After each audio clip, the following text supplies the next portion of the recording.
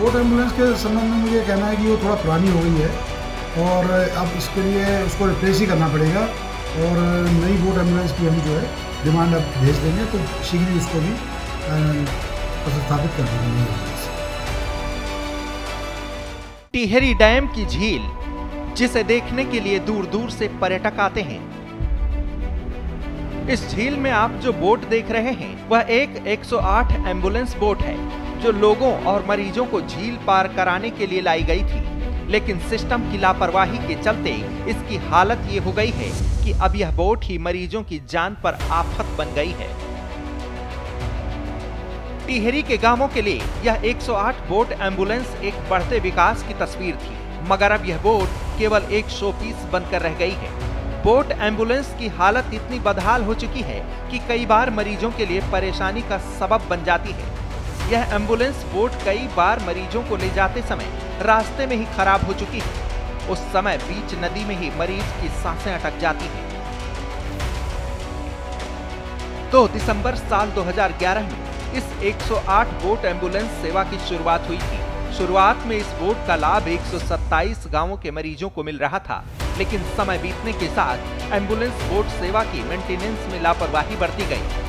नतीजा ये रहा कि बोट में कई तरह की खामियां आने लगी। बताया जाता है कि प्रशासन ने बोट का सही मेंटेनेंस नहीं किया।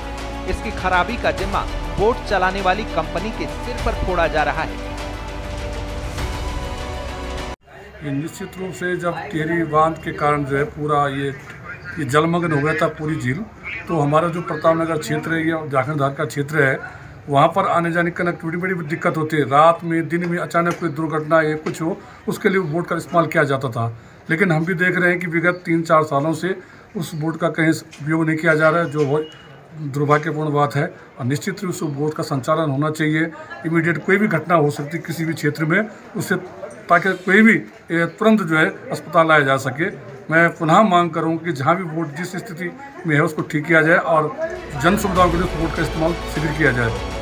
कई बार ऐसा हुआ कि बदहाल 108 बोट एम्बुलेंस सेवा कई बार मरीजों को समय पर झील पार नहीं करा पाती, जिससे मरीजों को खासी परेशानी उठानी पड़ती है। झील से सटे गांव के लोगों का कहना है कि बोट से मरीजों को अब लाभ नहीं मिल रहा है। देखो, ये जो झील में जो बोट लगाई गई थी वो बांध से जो प्रभावित क्षेत्र है पल्लीबार हमारा प्रतापनगर विधानसभा क्षेत्र का, वहाँ पर जो दिन रात में अचानक कोई घटना घट जाए, वहाँ पर जो कोई घटना हो जाए उनको लाने के लिए बोट लगाई गई थी। लेकिन आज हम जब देखते हैं, जब सुनते हैं, उस बोट की इतनी बुरी हालत हो रखी है कि दर से बदर बुरे हाल है उसके। और आजकल उन्होंने टेंडर लगाए हैं, लेकिन उस बोट का उन्होंने कोई टेंडर नहीं लगाया, ना उसका कोई देख रेख हो रही है, ना उसका कोई मेंटेनेंस हो रहा है। आजकल तुम देख रहे हो कि गर्मी का मौसम है, बाहर से लोग इतने पर्यटक आ रहे हैं यहाँ पर। भगवान न करे अचानक कोई ऐसी जान माल की खतरा हो जाए किसी को, तो ले जाने के लिए बहुत बड़ी समस्या है। इसलिए हमारा प्रशासन और शासन से निवेदन है कि इस तत्काल इस बोट को सही किया जाए और इसको सुचारू रूप से संचालित किया जाए। वहीं 108 बोट एम्बुलेंस सेवा की बदहाल हालत पर प्रतापनगर विधानसभा क्षेत्र के सीएमओ ने बताया कि बोट अब काफी पुरानी हो चुकी है। नई बोट के लिए एप्लीकेशन दी जा चुकी है। बोट एम्बुलेंस के संबंध में मुझे कहना है कि वो थोड़ा पुरानी हो गई है और अब इसके लिए उसको रिप्लेस ही करना पड़ेगा और नई बोट एम्बुलेंस की हम जो है डिमांड अब भेज देंगे, तो शीघ्र ही उसको भी स्थापित कर देंगे नई एम्बुलेंस। बता दें कि टिहरी डैम की झील से सटे करीब 13 साल पहले इस 108 बोट एम्बुलेंस सेवा को शुरू किया गया था, जिससे कि 127 गांव के लोगों को इमरजेंसी के समय झील पार कराकर जल्द से जल्द स्वास्थ्य केंद्र तक पहुंचाया जा सके। लेकिन इस बोट सेवा का असर केवल शुरुआत में ही लोगों को मिल पाया।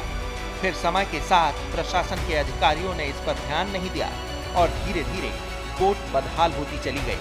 सिस्टम की इस लापरवाही से पता चलता है कि हमारे देश में अगर विकास के लिए कुछ इंतजाम भी किए जाएं, तो नीचे बैठे अधिकारी किस तरह लापरवाही करते हैं। ये बोट एम्बुलेंस सबसे बड़ा उदाहरण है।